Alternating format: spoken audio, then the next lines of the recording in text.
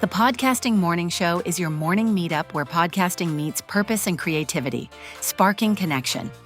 Hosted by Mark Ronick, with 2 decades of experience, and elevated by a team comprised of award-winning podcasters, accomplished entrepreneurs and producers, and podcast hosts with years of experience. Together, they form the backbone of the Podcasting Morning Chat, diving into the nuts and bolts of content creation, sharing real-life challenges, solutions, and success stories. Streaming live every weekday at 8 a.m. Eastern Standard Time from Clubhouse, yes, Clubhouse, and available as a podcast just a couple of hours later, the show has evolved into a go-to resource for content creators worldwide. Imagine a mastermind group's collaborative spirit combined with the engaging vibe of a morning drive radio show. That's what we're all about. Learn more at www.podcastingmorningshow.com. Today's guest is someone who knows what it's like to build something from the ground up, hit burnout, step away, and come back stronger. Super Dave is the creator and host of the Anime Field Guide, an anime podcast dedicated to helping fans discover not just what to watch, but why the stories they love matter. Before launching his current show, Dave spent years experimenting, learning audio production, and hosting his first podcast, the Treehouse Anime Club, where he discovered the challenges and rewards of creating content as an independent podcaster. By day, Dave works as a forester in Mississippi. By night, he's a storyteller, researcher, and passionate advocate for sustainable podcasting and creative hobbies. His journey is a reminder that success isn't about overnight growth. It's about consistency, curiosity, and building something you're proud of, one episode at a time.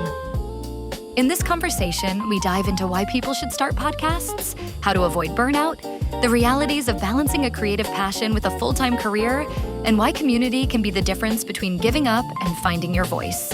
So grab your headphones and settle in. So let's start with the first question that I've been asking every guest that I invite on. So why should you have a podcast? You have this idea, right? You have this great idea. You think there's something that you're pretty passionate talking about. Why not just write a blog, news articles, or create YouTube videos for this? Why pick the medium of saying, I want to get behind a microphone and start a podcast? I mean, that's the most important question right there. Because one, it could be, or for me, I wanted to learn a new skill. I wanted to learn audio editing. I was also at my work, I'd also taken some evaluation. So they said, you could work on your communication a little bit better. So for me, it was, I'm a fan of this stuff. Like you said, I'm a fan of this stuff. I want to talk about it. I've had this voice in my head for a while to do it. But even if it is like, why should you start a podcast? It's why would you want to? Think about your concept that you want to do. And if you are thinking the podcast route, well, okay, I have this thing that I want to talk about. How many, see if you can get just off the top of your head, do you have 10 episodes? Do you have 10 topics to write about? Do they work better? And then kind of mull it over. Do you think it would work better as a blog? What's your time commitment? What's your budget? All these different considerations. If you are going to do a podcast, the big thing is just audio quality. You don't need a super expensive mic when you're looking around. Like this mic I'm using right now, I got it for like $50 off Amazon, and it got this is an XLR. I did splurge on, I got a Focusrite. So that was where my splurge money went. Right. But the mic that I'm using is not really that expensive. I'm not using a $400 mic. I'm using like a $50 mic, and I can make it sound like a really good one. So really, why should you start a podcast is like the core thing. What's your concept? What's your schedule? What's your passion as well? Once you just sit down and start, what I think folks underestimate when they are, it's like, why should you start? It's how much planning really goes into it. All right. It's the time is a big factor. Your planning. It may just be that it doesn't have to be, also your podcast doesn't have to last for 20 plus years. It could be, you could even just look at it as like a mini series. Like, okay, this is just something that I want to try. That's a good appeal about podcasting is, I think it's relatively easy to just jump in and you can just run a mini series. There's all these different questions that you can ask yourself. Why should you start? But I think it's also like, do I want to? Does the concept that I have in mind would actually work for the format? But honestly, sometimes it is just good to just dive in and give it a shot. But why should you start? Really, you should because you would want to. Right. And you have, like you said, I think that's the foundation that hopefully most podcasters, when they're thinking about doing this, is to look at the realistic side of saying, do I have enough content to say, if I wanted to create 10 episodes, if I wanted to create 15 episodes, is it enough for it to stretch? And like you said, and maybe even consider the idea of saying, hey, I'm going to do a limited series. That's it. 8 episodes I want to record because it's talking about a specific thing, a topic, a genre, just something along those lines, without saying, okay, I have to commit to, like you said, thinking I have to be a long-term 20-year-long podcaster. That's a whole different route. That's a whole different concept to sit down and think about as far as how long you're going to invest the time and the energy, because it is a lot. It is a lot to get that idea down and say, okay, let's get recording. So like you said, investing in the idea, number one, is totally the first thing you need to do. Second thing, of course, like you said, the audio, the quality, what you want to sound on, what you want to focus on. Spending money on getting a good microphone, getting good quality. I think those are all very important. We're going to talk about those a little bit more. But I also wanted to go into, the energy that goes into what it takes to record a podcast, because people don't also realize the energy you're going to put into developing a topic, having conversations with people. So what does being in a good mental place help with doing something like this, especially when you think of the idea of being introverted or extroverted, and leaning into saying, I'm going to be talking to strangers. Like if I'm going to have guests on, I'm going to have to conversate with people I've never met. So how do you approach that if you're a podcaster who wants to do, say, a interview show like we're doing now? Best thing to do let's say we are doing the interview route. Best thing to do, I would say, interview family members, interview your friends first.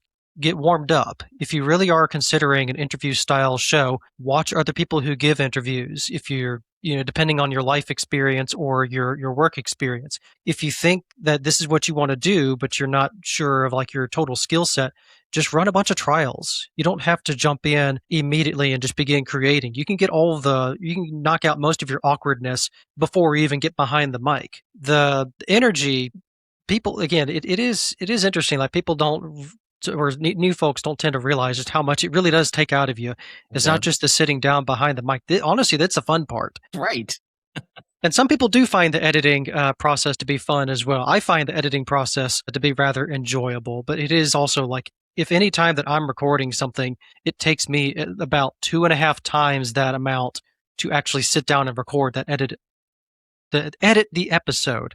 Right. Stumbling over my words already. And also there's that right there. Don't be afraid of your flubs. If you do have an interview, or if you are whatever it is, my personal experience was I did not start out doing an interview podcast. I had started out I want to run this solo. Okay, well, how much content do I need to run this thing solo, or what kind of things do I want to, make up for? I'm not bouncing off of another person. So what do I need to do to make up for that? So you could take that route as well. But if you are going the interview route, you just got to get comfortable with networking. There's nothing else to really say about it. You got to be, if you're going to be an interview style, you have to be comfortable with reaching out to people and putting yourself out, which networking is an entirely, separate but related skill with podcasting. You just got to get comfortable doing it. A lot of things you don't realize with starting a new hobby, how many other new skills and new things you will suddenly have to be picking up. And that's also it is a fun part of the journey, but it can all of a sudden seem intimidating. There's so many things that when I started podcasting, I didn't realize I had to learn this skill set. I had to learn this skill set. And I have to just, like you said, reach out and talk to strangers. And I started out as a solo show, but bringing on guests to my show, Treehouse Anime Club, and then now the Anime Field Guide, it's one of my favorite parts. So I don't have to prep as much, but then how do I also lean the conversation in a way without railroading my interviewee? Yes. I want them to be comfortable. So it's just part of the thing of you're just going to have to get those awkward bits out of the way. And if you get comfortable doing that off the screen and off behind the mic, you'll have more, just the more you do it, the better you'll get at it. If you are intentional about being a good critic, listening to an episode going, yeah, that was a bit awkward. So how can I avoid this in the future? Or how can I improve on what I did good in the future? So just all kinds of various factors go into that. Yeah. And you touched on something that I think most podcasters when they think it's this easy to record is the fact that in the idea of doing the other external parts of the work, it's probably going to take longer for you to actually edit, publish, put out than it is the actual conversation, right? It's all the other work that you're going to have to invest into doing it. Like you said, the conversation's the fun part. Once you're here, you're here. It's fun to have these conversations, to get to communicate with other people. But then it's the moment you hit stop. Now I have work to do. Now I have something that if you want to publish it, you want to put it, you got to hold yourself accountable to doing some of the work. So I like that part that you did mention that, because I want podcasters to realize that this is an investment more than just financially in doing this. There's more to it than just the money side, you know?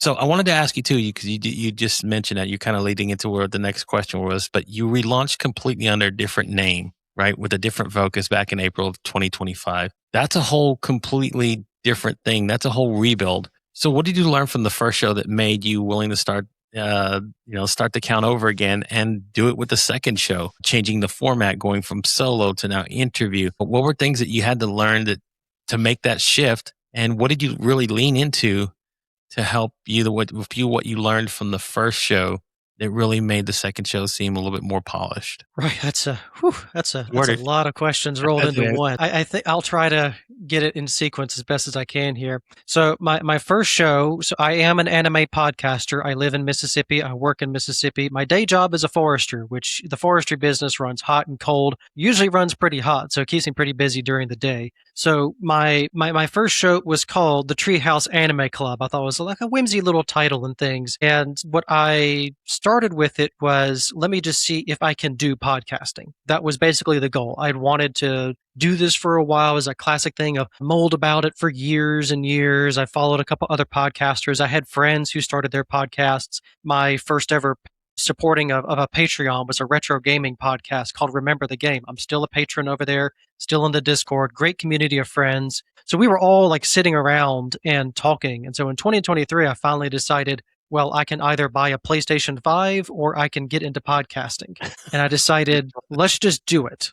So yeah, I just took a bet on myself. I had wanted to, and I'd done like other creative projects before, drawing, other things, and just this felt like the next step. And so I just started the Treehouse Anime Club going, can I do this? And 10 episodes later, it was like, okay, I can do this. And the scheduling that I had was very intense. One thing I would say when you're starting out, do not feel like you are like everyone's, if you talk like a podcasting coach, they say like weekly, always do this, always have a new episode out, always content. And I was killing myself doing it twice a month. It was just so busy. And again, I was a solo podcaster. So originally I thought I need to make up for, I didn't trust myself. I didn't trust my personality. I thought people are going to show up for my show because I'm going to talk about anime and anime production. So my whole thing was, well, I'm going to talk about this cartoon, but I'm going to say, here's all the people that worked on it. And I had all these names and I had all these fun facts and I had all these things, and it was just running myself into the ground. And then I thought, well, I'm going to do weekly things. I'm going to talk about the seasonal anime broadcast. So every 3 months or so, we get a whole new broadcast slate. So I thought, well, I'm going to be a reviewer of the seasonals. I'm going to do all this stuff, just throwing things against the wall. And it was really fun in the moment. But again, the schedule was just knocking me down. And so first I thought, well, maybe I'll just shove off a little bit and leave a bit and go to like once monthly, which helped. But then I was still obsessed with like, I have to be like this source of information. I have to be, and towards the end of the Treehouse Anime Club, I made it about a year. But in the end, I decided to walk away from it because it was all getting a bit too much. 2024 was also like not the best year, like in the summer. Just I was not in a good headspace. I've had various battles with depression through my life. I was beginning to burn out. And so what I discovered during that time was I should have had more of a focus. Like the concept was there, but I wasn't doing a lot really to promote it. I had something like an art style, but I wasn't like developing. All of my episode thumbnails were the exact same. Me holding a mic and smiling. Yeah. like a lot of cute drawings that I had all these plans, and just the time investment of the editing and promoting and trying to go through. I was gaining traction, but it is pretty brutal when you put out an episode and then like 2 weeks later you still have like 15 views and you haven't really done anything other than here's the episode, guys, and then Yeah. I don't know, feeling guilty about promotion. You feel like you got to shout it from the rooftops. You're like, should I? Oh, how often should I? I don't want to spam social media with, "Hey, listen to my stuff," but you kind of have to do that in some cases. And that was a thing that I just never quite cleared that hurdle during my time with Treehouse Anime Club. And plus, people were like, it was a nice title, but people were like the Anime Treehouse Club or the Clubhouse Anime. Like the name wasn't quite sticking like I thought it would, and people weren't really sure what the show was about. So there was a little bit of like in the name as well. So just a lot of, it wasn't like one big thing. It was like a death of 1,000 cuts. Yeah, that makes it worse. And, to what you just mentioned, you hit on a few things because here's the reality.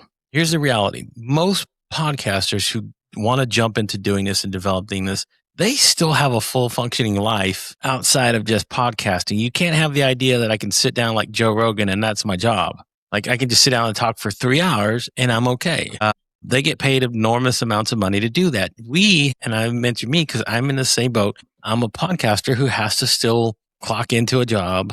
I still have a time clock I gotta work around. I still have bills that have to get paid, but I also still want to do this. So it's the passion of laying into it that really plays a lot whether or not you're going to be able to find a way to develop a way to continually publish episodes and create. I think you hit on a big one was you find yourself in an instance where you feel burned out because you take on too much too soon. You have the grandiose idea of like, hey, I can handle this workload. I can do all of this, and not realizing, yeah, it takes a lot of work. I got to promote. I got to constantly promote. Like he said, I have to be on socials. I have to put it in every place that I possibly can, because if that's the focus of finding your audience, it's going to take a while. It takes a minute. It's not just something like you said, you might have an episode that sits there on 15 downloads for months and you think it's everything that you put into it. It's like, man, this was great. This was a great episode. In your head, it's like, this is awesome. Why aren't people listening to it? It's the same thing. Why aren't you? You're probably not putting all the effort that you can into promoting, because you do say you hit on something too. There's this guilt that comes around that, oh man, I don't want to be doing this. The self-promotion thing is very hard for a lot of people. All the podcasters.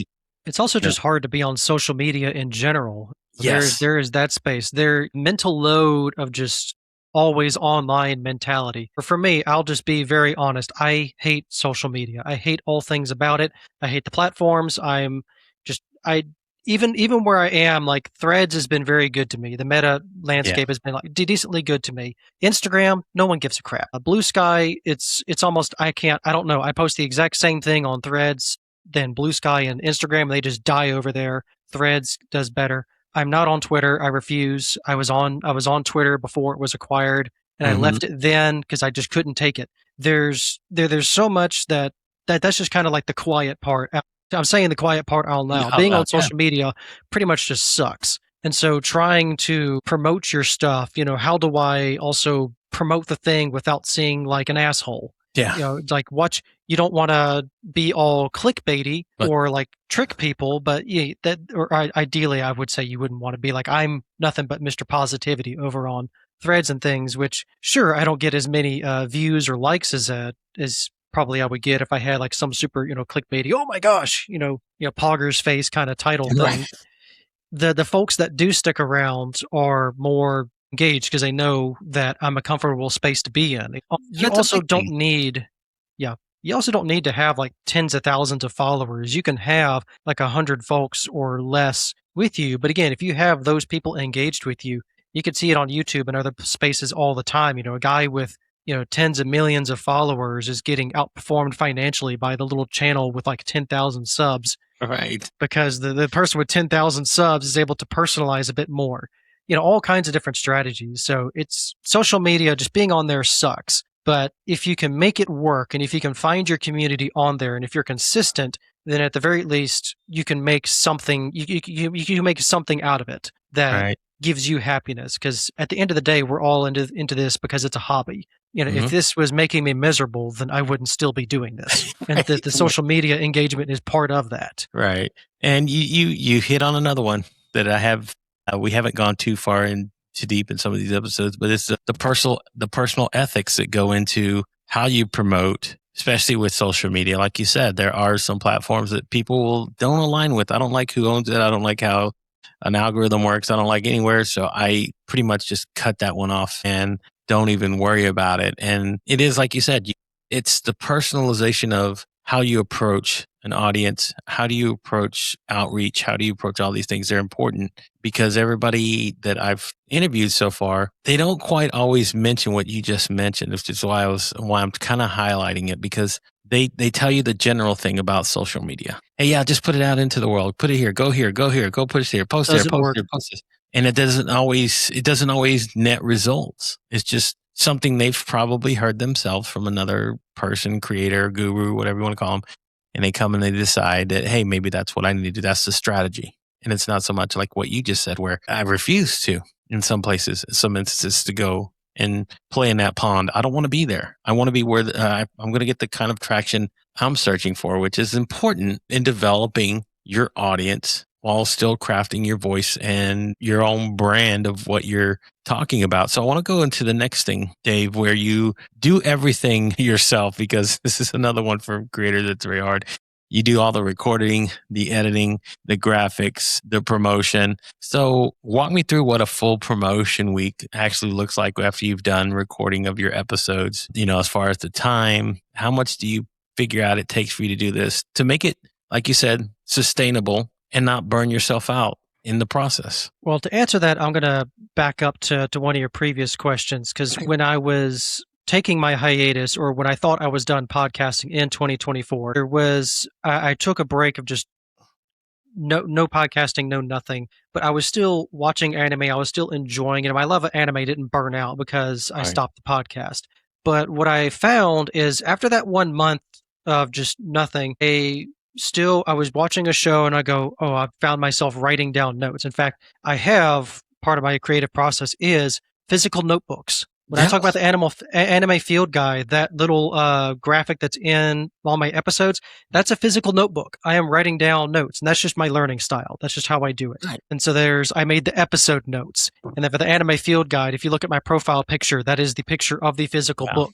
And so what I'm trying to say is, even though I stopped with the Treehouse Anime Club, I still wanted to create and I wanted to work on it. And I thought, well, maybe I'll just rebrand, or maybe I will relaunch the show as that. But as the months and weeks rolled by, I began to really sit down and consider, okay, why did I quit? What did I enjoy? Essentially, I was asking myself, where did I go wrong? Namely, it was the scheduling. It was the taking on. It was the kind of scattershot purpose. And so I said, okay, it's summer of 2024. I've been away from the treehouse for like 2 months now. If I'm going to come back, what do I want to do? And so I started dissecting my episodes, running through, just started to study my content and went, okay, this is what I enjoy. This is where I think I was repeating myself or going through. And as I went through, I slowly began to build, like, okay, here's going to be the foundation of what would become my new show, the Anime Field Guide.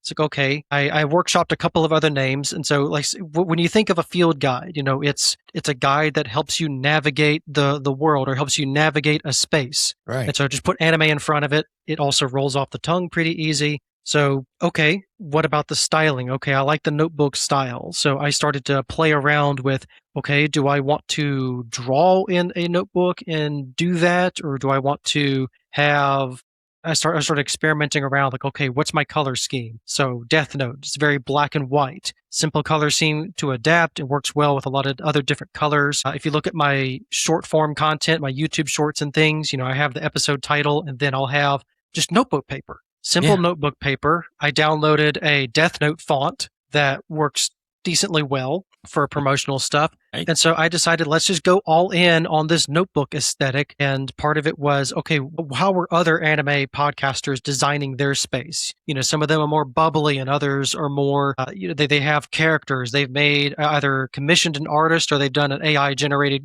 character of their face in an anime style.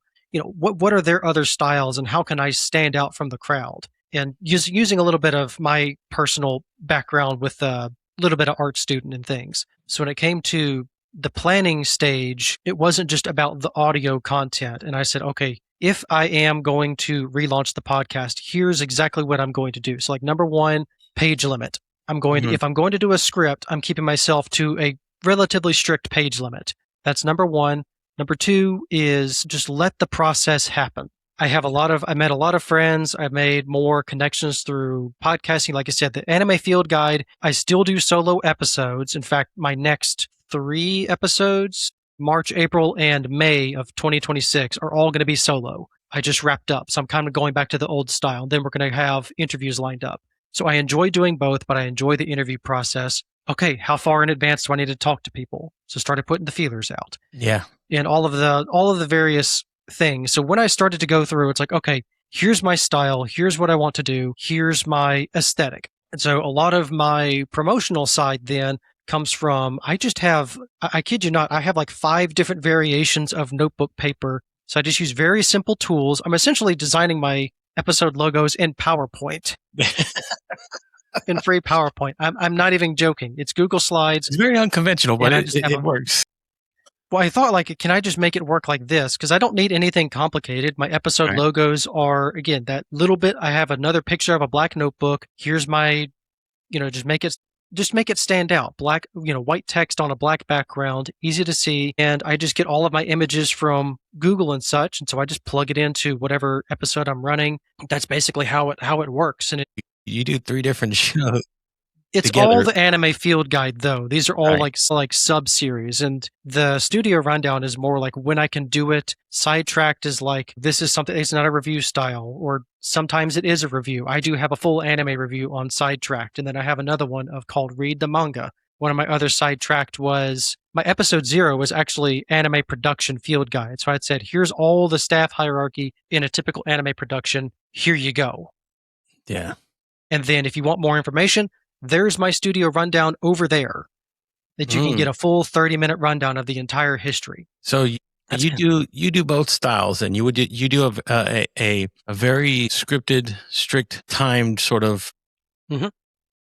I guess you would call them a micro podcast inside of what you're already creating.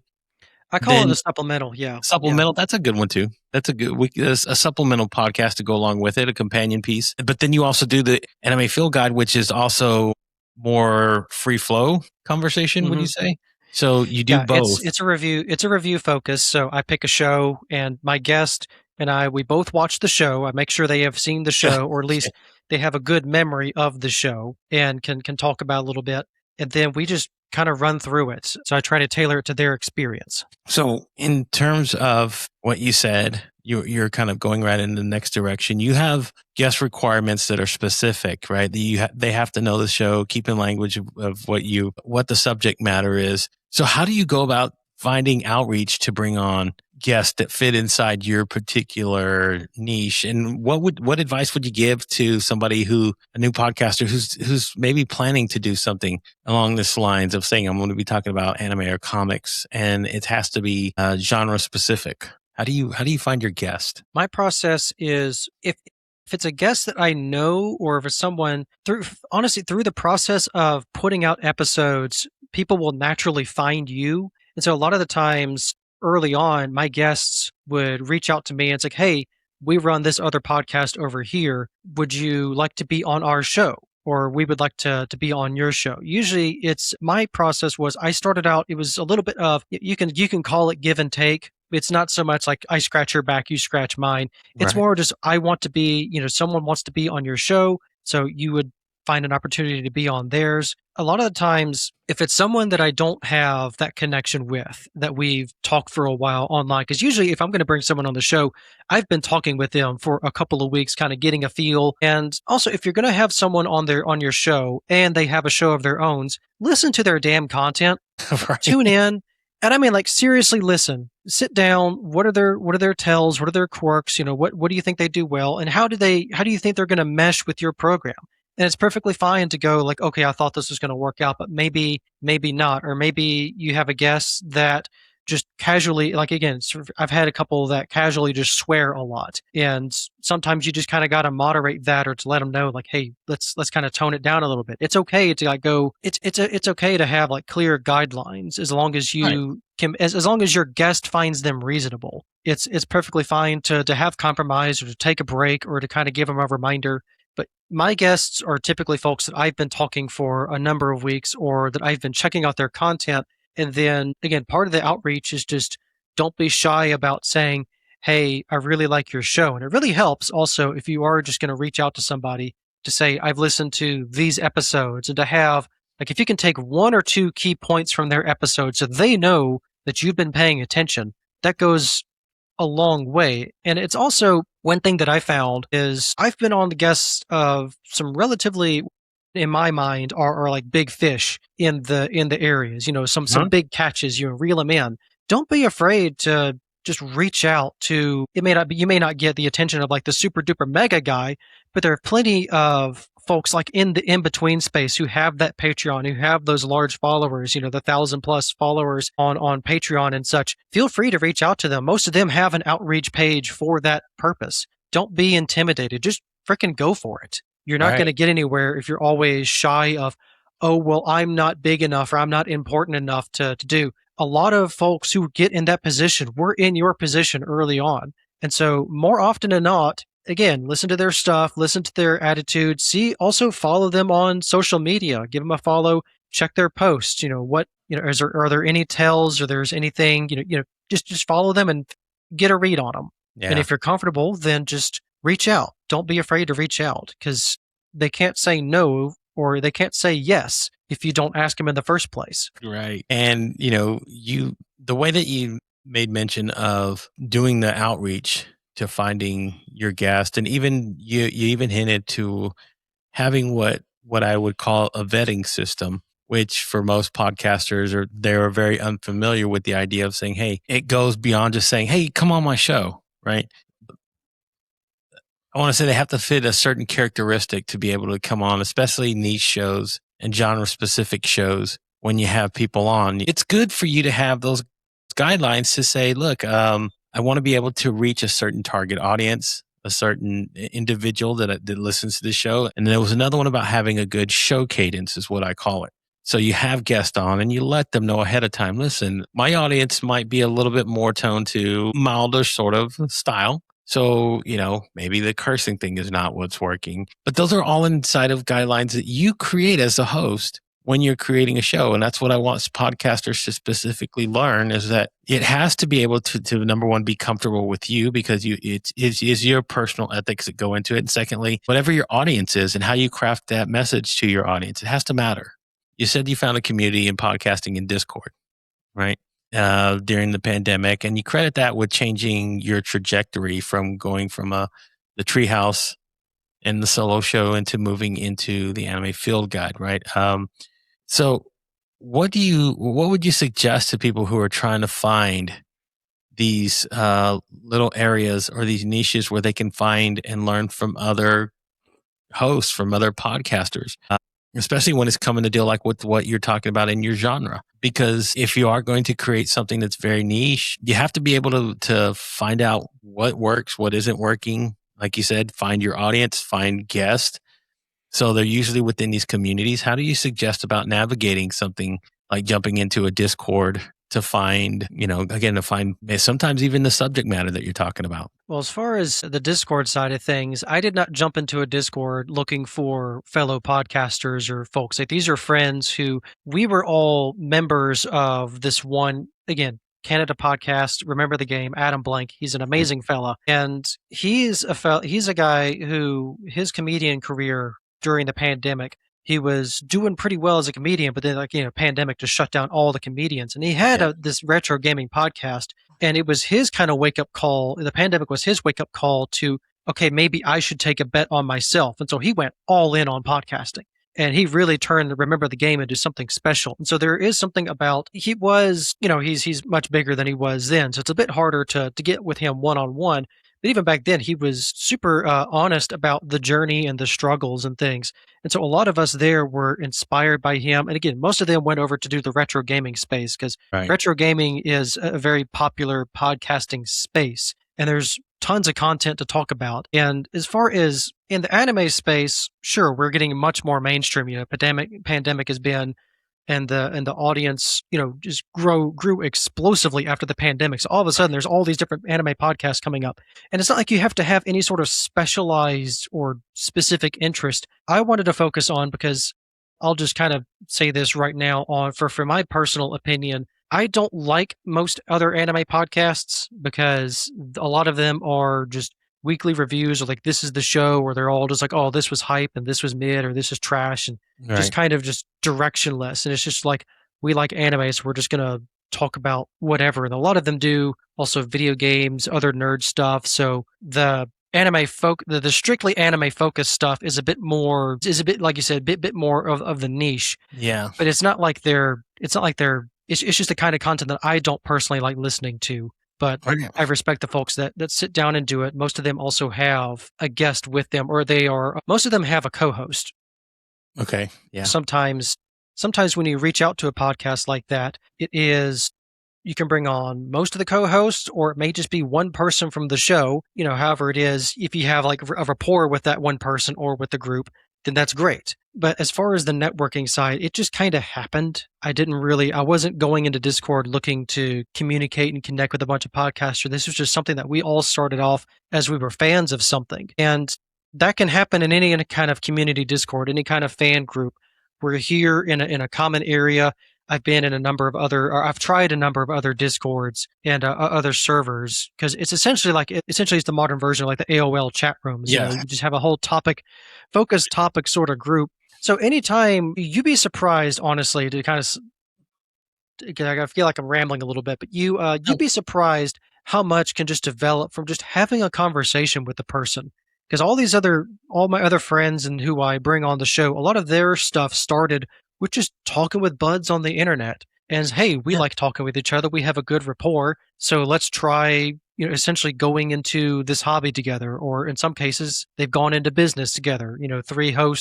3 or 4 hosts on the Patreon, however that gets divvied up to them, that's just how it works out. The solo act I find it a bit more intimidating to think about, because again, it's you. Yeah. So it just depends on, are you more comfortable talking with people, or do you want to, have more of a focused experience? And I think when you're in that kind of space and when you're talking to people, it is important to, again, remember, what is your podcast about? What is your topic about? What are you trying? And also, it's kind of a thing of, it's not just what's the topic about, what are you trying to say about the topic? And that's what I find, like, that's the main thing, that when I'm listening to a podcaster, whether it's anime or if I don't really listen to true crime, but like other like nerd related podcasts, video games, it's not just, oh, we're going to be here and we're going to just talk about this game and why it's great or why this thing is amazing. Oh, love it, love it, love it, love it. Just, universal praise. Why do you have that opinion? I'm not interested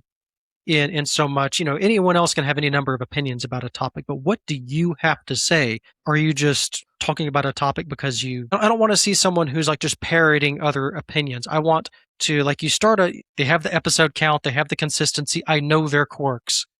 So you're trying to find that middle. Yeah. It's the personality that people will show up for, not so much the, content will certainly drive if you're doing like the latest and greatest show. But audiences will show up for you, not necessarily just because of the show, your topic you're talking about. Yeah. A lot of the times to bring up these connections, and you have to build a rapport with the person. Because think about it, you are coming, or someone's coming onto your show, or you're going onto someone else's show. And essentially, in some small way, the way you present yourself, both in your show and on that other person's show, says something about that show. You are tying yourself in some way to the reputation of the thing that you are appearing on. And so 100%. That is something to keep in mind when you're trying to, again, it's not just the content side, it's when you're talking to someone, are they a good fit? Are they going to, enhance what I already have? Or are you're going to have a good back and forth? You're going to have a good conversation. And is it still in line with basically the story you're trying to tell for that episode? Or are they just not a good fit? I want to go one more thing before we start wrapping up, but you you said you quit at one time and you came back. I want to talk about that because there's a lot of people who get frustrated. They start building something and they invest a lot of time in the initial process, and they'll create a show and it'll go on, and then they'll realize, like, man, I'm not getting no traction. It's not just taking off. I'm ready to quit this thing. You can find them all over. You can find them on any podcast directory. You go type in whatever podcast you're looking for. You'll find one that has just a dead branch where it's like 3 episodes and they stop. They hung it up. So what was that like when you took that time off to develop and to say, okay, I'm still passionate about what I was talking about, but maybe I need to reframe and reapproach what I was doing prior, because the idea that I'm trying to develop is I want to create a way and a system so that podcasters learn how to sustain what they develop, what they create out into this world. Because there's a lot of great messages that get left just hanging there because somebody, I don't know, didn't take the right approach. Their system was too much. They became overloaded. They left it where it was. So I want to be able to add people the idea that it is a sustainable thing. You just got to remember about what it takes to put into this, especially if you have a full-time job like you were doing. So when you came back, when you developed the second iteration of what you're creating now, how hard was it to go and say, I'm leaving behind this first series or this first podcast and starting something new and building everything fresh again? So what I want to say first off is, if we are in this space, most of us are in this space because it's a hobby, makes us happy. And that this falls true for any hobby. If it's not making you happy, if you're not getting a fulfillment out of it, if it's actively making you unhappy, quit. It's okay to quit. Quitting does not automatically mean, oh, I was a failure, this thing didn't take off. Well, I will tell you right now, like, there are several moments where I thought, well, I'm not getting the episode traction that I think I deserve during the treehouse. I still feel that a little bit with the field guy, but that's also like a timing thing. I haven't put out as much promotion as I would like to, but again, I'm never putting out as much promotion as I would ideally like to. There's never a sweet spot for that. But with the treehouse, quitting, I had to tell myself that quitting was not failure. This was, at the end of the day, this was not good for me in my personal life. It was being detrimental to my personal life because all the time going into it and things, I was missing out on other opportunities. So if it is, and it's perfectly fine to start a hobby, how many other hobbies have you started and realized, oh, this isn't really for me? It's okay. You don't have to box yourself into a hobby just because, for what, insert reason here. Also, this holds true for YouTube as well. There's the whole deal, like, I want to be a YouTuber. Then you realize all the stuff and other things that go into it, and just how much of a mess the platform can be. Doesn't matter what platform you're hosted on, podcasting or YouTube or what, like Let's Plays, insert whatever thing here. It's the algorithm's just going to do what the algorithm's going to do. But the idea is, quitting is not necessarily failure. It's also not a mark against your personal character. And that's, don't think of it like that. If it's making you unhappy, then stop. If it's hurting your personal life, then stop. And for me, that was, I needed to take a break. If your motivation for getting into podcast is making money, then yeah, you are going to be the 3 to 10 episode dead branch within a couple of weeks. I'm sorry. That's just what it's going to be. Again, I've been doing this for a total of 2 years, 2 shows. I'm just about to celebrate the first year of Anime Field Guide. And I say this from a hobby space, like, yes, I like money. I like earning money. I think I'm compensated rather fairly for my day job. And I would, of course, like to be paid for the Anime Field Guide, but this would be something of like, this would be like a hobby space. I have a monthly hobby budget, so this would mainly be going to there, or I would invest it into, again, like a new mic, like a nice mid-range, solid $100 mic, insert whatever. I'm not looking to make a career pivot into podcasting. Now, of course, if I suddenly am making like $100,000 a month, then yes, let's just say I become one of those mega podcasters. Sure, but odds are you are not going to be a mega podcaster. That's just the reality. The odds are against this. There's so many other companies with so much more backing. Hell, Netflix is jumping into the podcasting game because there is money in the space. But if your motivation is to make money, you are not going to last, because that's not going to sustain you. It's also the passion of your subject matter is also not going to sustain you. it might for a time, and it did for me with the Treehouse Club. But the thing is, if you're going to make this last long, you need to approach it. I just said, like, this is a hobby space, but you really do need to approach it like a business. You need to put in the hours. It is like a part-time job, but it is also my hobby. So it's a weird mental, it sounds like a weird mental thing. You just got to just jump into this space to kind of really understand what I'm trying to say in that statement. It's the part-time job that's your hobby. You got to put in the hours. You're probably not going to get paid for it. You got to give people a reason to give a shit. So there's a lot in that side as well. So once you start getting bogged down by the busy work of it all, that's the time where it's really like your make or break moment. And if you can get over that hump and if you can make it work for you, then I can guarantee, yes, it will not feel like work. Do what you love and it's not going to feel like you're working a day in your life. Forestry is a really damn tough business. I work every single day of my life. And there are days that I'm burned out at my career, but I stick with it because it's something that I'm passionate about. I feel like I'm making a difference in the world. And of course, I'm monetarily compensated for it. Podcasting, I have to think about it differently. It's the hobby. I don't get paid for it. But what I'm doing right now with the show is I'm trying to be consistent in my messaging, consistent in my approach, in my art style. And it's not like I'm just rigidly going like, this is my art style and I'm never deviating from it. I'm always experimenting with new ways to get around, new ways to post my content, new ways to reach out to folks. So don't be afraid to experiment. Don't be afraid to throw things at the wall. And at the end of the day, if you've done everything that you think you can and it's still like you're not satisfied or you're just left, if you're unhappy, quit. It's okay to quit. It's okay to take a break and realize like, okay, if you did have that moment where you thought maybe I'll quit, but then a couple months later, you're like, no, actually, I was just burnt out. Well, then analyze, study yourself, be a critic, be open to criticism and know where there is a criticism and that guy on the internet who's just trying to troll you. Know that difference. And so if you can be honest and take that criticism and then continually hone your craft, you're not going to have a great episode by episode 1. But if you are consistent and if you stick with it, then yes, you can be the kind of podcaster that can go, all of a sudden, it's 20 episodes have gone by in a flash and it's been, however long, it's been over a year and it feels like you just started yesterday.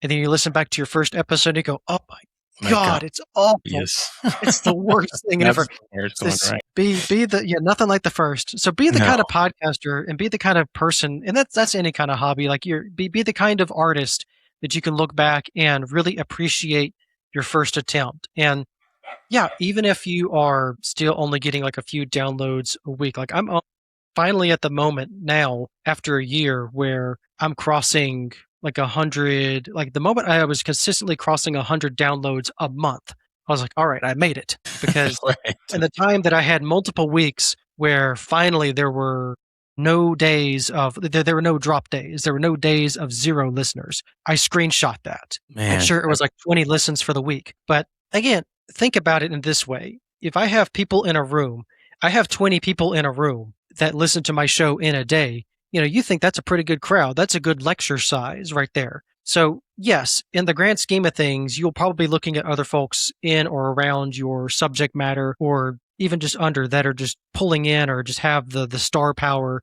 or whatever, just have the more resources, or maybe they just hit the algorithm just right. However it is, don't play the comparison game. Celebrate your successes, celebrate yourself, celebrate the progress that you made yesterday to today. Right.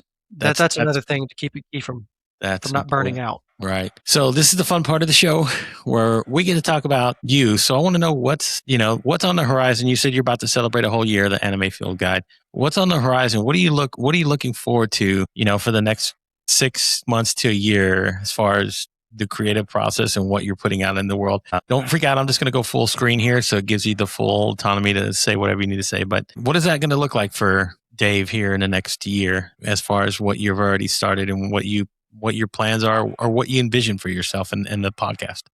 Let's see. How much do I want to reveal here? Well, obviously I have more times. Obviously my episodes are generally pre-planned out for a while. So yeah, the next year of the field guide, I'm looking to expand, keep doing what I'm doing. And I am embracing more of the YouTube side of things and the short form content. I am not transitioning to like a talking head in a window kind of deal. we are looking to take on more of the YouTube side. We're looking to have more guests on the show, of course. But as far as my day schedule, it has been very, very busy at work. There's a lot of things, timber prices aren't doing that great. So there's a lot of extra things that I'm having to do at work. So in some spots, I'm having to pull back some of my more ambitious plans. But I am looking to expand more on YouTube. The Treehouse Anime Club is also in the process of I'm revamping that show, re-editing it, and we're going to throw it up on YouTube. And so we're going to have the anime field guide and the previous show. Some of that also involves revisiting some old episodes that I thought I could do this better. So March's episode is Samurai Troopers, and in May is Gurren Lagann. April will be Ghost in the Shell standalone complex. And on a related note with the YouTube side, I'm going to launch, or when I can, I'm going to start a mini series called Stories from the Shelf, which is my personal journey through collecting physical media in anime. So I'm looking to expand just gradually. I don't have like grand designs mainly for the next year. I'm going to keep doing what I'm doing, continue to reach out and improve where I can on my promotion game, to where by next year, I think I'm going to start looking within the next 6 months to a year. I am going to start looking at the Patreon route and see what can I do to foster more of my community and have more of a centralized space for more folks to jump in, because Discord and things are not where everybody's comfortable. But if I can make a free space over on Patreon and kind of build the audience there and keep everyone like a neutral third space, then I think that'll be a good place to grow and expand the show to when, if I decide to go more of the paid route or the more expanded route. Right. So I love that, though. I mean, taking that approach of, shifting how you want to, again, not placate, but to serve your audience, right? To find a way to, hey, look, this is a stronger way for us to build a community together, have people that, again, want to show up there, want to be there, and we really want to invest into your content, what you're creating. I think that's super vital. So thank you again. The tortoise, not the hare. Yeah, exactly. This is that's the message that I want everybody to understand for new podcasters. This is a long game thing. If you're thinking this is going to be a short term, I find the results, that's a lightning in the bottle. Not saying that it doesn't happen, but to build and develop a good podcast that's going to be something that's sustainable and people will constantly show up, and where you'll get to a point where like, hey, I do have the 20 downloads in a week. I'm happy. This is great. It takes time to develop that. And I want podcasters to understand that. Like, some people, it does the message take off, but that's the exception, not the rule to what most people are going to go through. Well, and some folks aren't ready to handle that capacity if they do take off. Let's say like they've only put out a couple of things and all of a sudden they become popular. So the idea is basically I have a generally solid foundation and it's a focused experience. I want to do more community events as well. I've recently wrapped up throughout March. I decided to jump in on the March Madness train. So I just did this grand event of running a bunch of series of polls that became basically a Discord exclusive event. I called it Mecha March Madness. Yeah. And so it's my love letter to robot anime that I'm a recent convert to the mecha genre with Mobile Suit Gundam when I did my review in 2023 and Gurren Lagann and others. And so I am the past 2-3 years, I've been experiencing all things mecha, and doesn't get a lot of love nowadays in the wider group. So I thought Mecha March Madness, I'm also a fan of alliteration. That's just my little thing that I enjoy doing. So we have a winner. And so again, Gurren Lagann will be reviewed in May. So I'm really looking forward to that one and then making that bigger and then doing more community events like that. My Discord, I'll put a couple of things out to the Discord, like, okay, I'll say like, here's the next batch of studio rundowns, and I'll have like 5 to 7 studios or anime production companies. And I'll say, here's what's on the horizon. So those next 6 months or so will be, I typically put out one anime review, either myself or with a guest. And then next to with the month, I put out a studio rundown episode. And so I'm just slowly building up both catalogs. Again, that recursive strategy. So if it does take off, I will have both the infrastructure and the way to handle that capacity once it does start growing. But It's been a slow but gradual growth. So it's not like an overnight success kind of thing, to where, yes, I am able to meet that capacity. So if it does get to a point where I need to bring on an editor for like the short form stuff or have someone to help me with the graphics or whatever, then I will be in a space, basically pull from that Patreon money or just pull from, again, my hobby money and bring up to that capacity. But again, we'll see what it is. I'm I'm not afraid of that kind of success. And part of that, I think I was kind of afraid of, what if I do take off? I'm not going to be ready with the Treehouse Anime Club.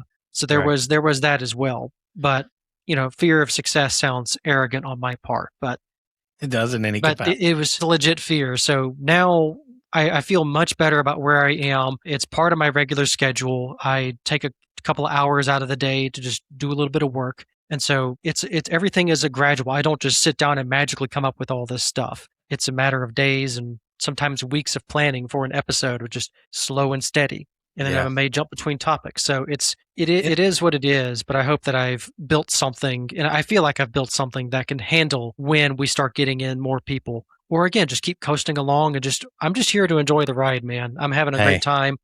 I feel you And on that one. I yeah, totally feel you on that one. I'm getting to that point that this is, to me right now, this is the fun part of getting to do this. So I want to thank yeah. you, Dave, for coming on. I do appreciate you sharing everything. Thank you for taking the time, man. I do appreciate it. Absolutely. Yeah, just reach out. You know where to find me. And so Okay. we'll catch you on the next one. Yep. All right. Thank you, Dave. That's a wrap on this episode. Super Dave's story is a reminder that podcasting isn't about chasing overnight success. It's about finding your voice, learning what works for you, and building something sustainable that you're excited to return to again and again.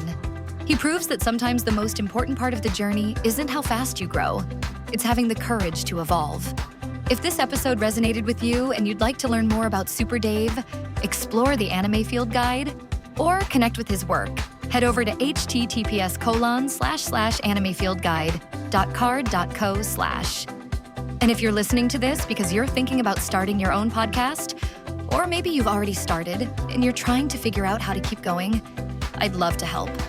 To learn more about me, discover how I can help you get your podcast off the ground, or follow future episodes, visit www.podcastaboutpodcasting.com. Until next time, keep creating, keep experimenting, and remember, the microphone isn't waiting for perfection. It's waiting for your story.